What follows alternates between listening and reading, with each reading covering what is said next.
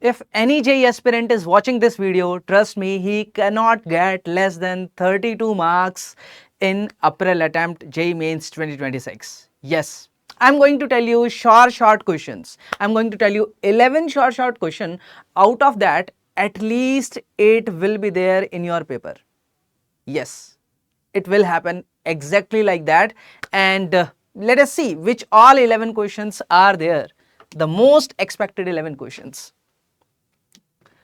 First, on errors. First question on errors, combination of errors. Okay, let us see a question of that type. Here, time period is related with mass and the spring constant like this. Individual errors are given. We need to find the percentage error in K. Error in T is given. How to relate? First, write the expression. From here, I can say K is equal to, this will be 4 pi 4 pi square, and it will become m by t square like this. Now from here I can write the error relation. Delta k by k is equal to delta m by m plus 2 delta t by t. Easy. Delta m error is given. What is delta m? Delta m is 10 milligram. What is m? 10 gram. What is delta t? Delta t is 2 second. What is t? T is 60 second. Can you do this calculation? Easy. Next topic, dimensions. Short questions. You will see dimension questions are asked. Dimension of spring constant. Write any formula you know for spring constant. I know force is equals to kx. So dimension of k will be F by x. Force per unit length. F is mlt minus 2 kg meter per second square divided by meter. This is mlt minus 2. Second option. Thermal conductivity, power is equals to Ka dt by dx. From there you can find Boltzmann constant, PV is equals to NKT. From there you can find inductive reactance, okay, that is having same dimension as that of resistance. Okay, this is XL, you can find easily. Any formula V is equals to IR, from there you can find. Now see next topic.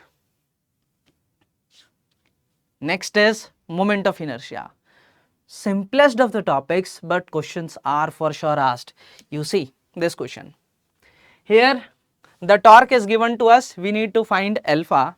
Okay, we will write tau is equals to I alpha. Basically, we need moment of inertia. We'll put here, we'll find alpha. Moment of inertia about this axis. Here three things are there. This, what is this? This is a disk. Use parallel axis theorem. Here I know mr square by 4. Use parallel axis theorem. Here I know mr square by 4. Use parallel axis theorem. For this rod about center ml square by 12. Use parallel axis theorem. Find the total moment of inertia about this axis. Write tau is equal to I alpha. Although this is a bit lengthy, but there are many times very straightforward questions also from moment of inertia. Next thing is capacitors with dielectric. Lot of questions were asked in January attempt. Almost I think 5 to 6 questions were asked. You see here, this is dielectric constant K1, here K2, here K3. We need to find the C equivalent. How you will find here? This is C1. Let us take this is C11, this is C12, this is C2, this is C3. Now draw it like this is C11, this is C3, this is C12, this is C2. These two are in series, these two are in series, this hole is in parallel with this hole. Easily we can find series parallel combination. How we write for parallel plate capacitor? A epsilon naught by D. For this, when let us take, when you write C11, area is half, so A by 2. Epsilon naught by D, D is D by 2, so D by 2, and K will also be there like this. Here K1 is there, here K1 is there. So this is my C11. Similarly C12 is same, C2, C3 we can find, and we can just find the equivalent capacitance. Very easy question, straightforward. Another, Wheatstone bridge and meter bridge, they are almost the same. Now see this question. Okay, here what is mentioned? 2 ohm 3 ohm resistors are like that, they are balanced. Okay, when an unknown resistor is connected in parallel with 3, some unknown resistance is the null point shift by 22.5 towards y. This resistance by this resistance is equal to this resistance by this resistance. Here this resistance is proportional to length. So this resistance by this length is equal to this resistance by this length. Simple calculations, very easily we can do this question. Next, motional EMF. See motional EMF question. This is motional EMF question. This rod is moving with velocity v.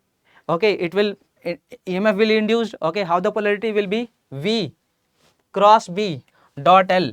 So a battery, effective battery is like this, BVL. Now this is a circuit, easily we can solve. This is a DC circuit now. See again, next, logic gates question. Logic gates question are the simplest of the questions if you know the fundamentals. Just understand how OR gate, NOR gate, my NOT gate, NAND gate, okay, AND gate, these how they works. Simple thing. Now here this LED is given. Okay, now find the correct combination for ABCD inputs which can cause LED to glow. For LED to glow, LED should be in forward bias. Okay, it means this has to be 1 and this has to be 0. If this has to be 0, this is a OR gate, easily we can find what is the condition. Here also we can easily find what is the condition. Accordingly, we can mark the values of A, B, C and D.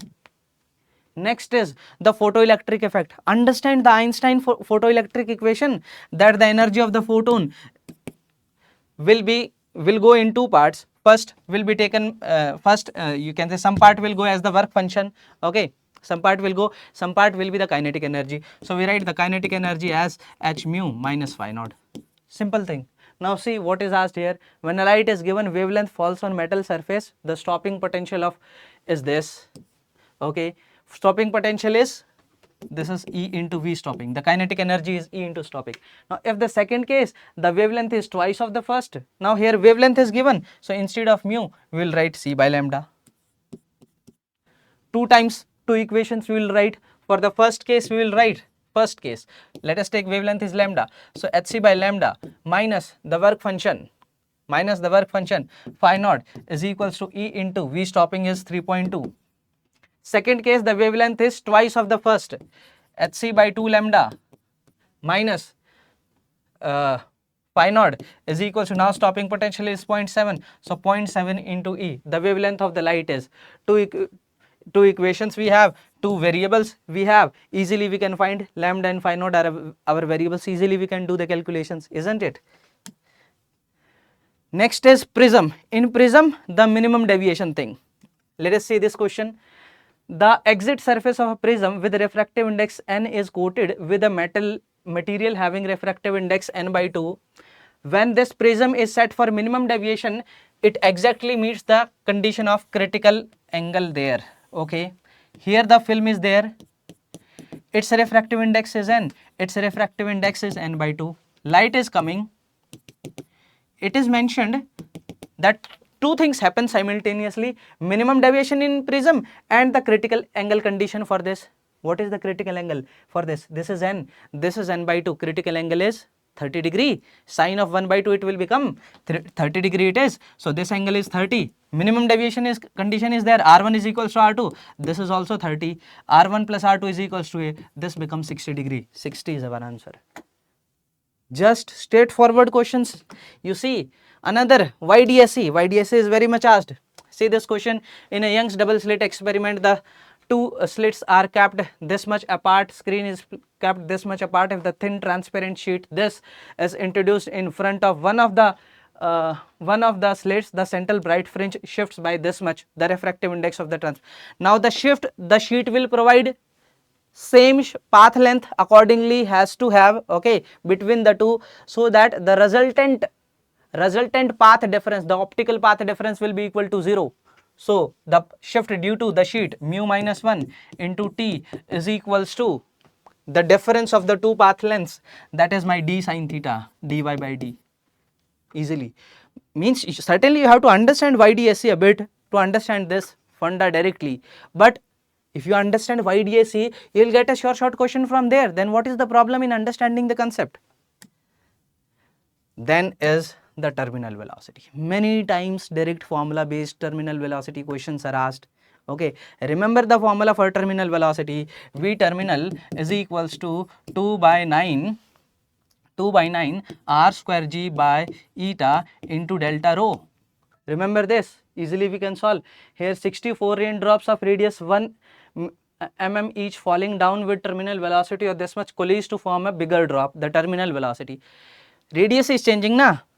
How much the radius will change? You find first and see terminal is proportional to radius square. How much the radius will change? Accordingly you can tell how much the terminal velocity will change. I have mentioned 11 topics. Out of these 11 topics, I have mentioned 11 topics, 11 questions. Out of this, 8 will be for sure in your paper. 8 questions means 32 marks. If you follow this, you will get at least 32 marks in your physics attempt. Okay, April attempt physics paper. Okay, thank you all. Bye bye.